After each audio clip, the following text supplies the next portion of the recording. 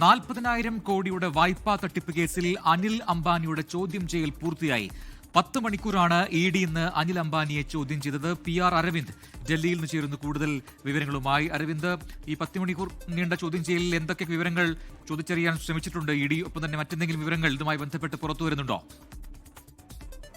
പ്രജിൽ, ഇന്ന് രാവിലെ 10:30 അനിൽ അംബാനി ED ഓഫീസിൽ ഹാജരായത്. പിന്നാലെ 10 മണിക്കൂറോളമാണ് അനിൽ അംബാനിയെ ഈ 40,000 കോടിയുടെ വായ്പാ തട്ടിപ്പുമായി ബന്ധപ്പെട്ട് ED ചോദ്യം ചെയ്തത്. നേരത്തെ കഴിഞ്ഞ വർഷം ഓഗസ്റ്റിലും അനിൽ അംബാനിയെ ചോദ്യം ചെയ്തിരുന്നു. ഇതിന് 2ാം തവണയാണ് അനിൽ അംബാനി ഇന്ന് ഹാജരായിരിക്കുന്നത്. പ്രധാനമായും റിലയൻസ് പവർ, അതുപോലെ തന്നെ റിലയൻസ് കമ്മ്യൂണിക്കേഷൻ എന്നീ കമ്പനികളുടെ പേരിൽ വിവിധ ബാങ്കുകളിൽ നിന്ന് വായ്പ എടുക്കുകയും അത് വകമാറ്റി ചിലവഴിച്ചു എന്നതാണ് EDയുടെ ആരോപണം. ഇതുമായി ബന്ധപ്പെട്ട വിവരങ്ങൾ അനിൽ അംബാനിയിൽ നിന്ന് ED ശേഖരിച്ചു എന്നതാണ് മനസ്സിലാകുന്നത്. എന്തായാലും ED ഉയർത്തിയ ആരോപണങ്ങളും തെളിവുകളും അനിൽ അംബാനി നിഷേധിച്ചു എന്നുള്ള വിവരങ്ങൾ കൂടി പുറത്തു വരുന്നുണ്ട്. എന്തായാലും വെള്ളിയാഴ്ച അനിൽ അംബാനി വീണ്ടും ആ ചോദ്യം ചെയ്യലിന് ഹാജരാകാൻ വേണ്ടി ഇപ്പോൾ ED നിർദ്ദേശിച്ചിരിക്കുകയാണ്. നമുക്കറിയാം, ഈ കേസുമായി ബന്ധപ്പെട്ട് കഴിഞ്ഞ ദിവസം അനിൽ അംബാനിയുടെ മുംബൈയിലെ വസതി അടക്കം ED കണ്ടുകെട്ടിയിരുന്നു. 15,000 കോടി രൂപയുടെ സ്വത്തുക്കൾ ഇതിനോടൊപ്പം തന്നെ കണ്ടുകെട്ടിയിരുന്നു. അപ്പോൾ കൂടുതൽ നടപടികളിലേക്ക് ED വരും ദിവസങ്ങളിൽ കടക്കും. അതും സമയം തന്നെ തെളിവ് ശേഖരണവും അതുപോലെ തന്നെ ചോദ്യം ചെയ്യലും വരും ദിവസങ്ങളിലും തുടരുമെന്ന് തന്നെയാണ് ED ഇപ്പോൾ വ്യക്തമാക്കിയിരിക്കുന്നത്. വെള്ളിയാഴ്ച ഹാജരാകാൻ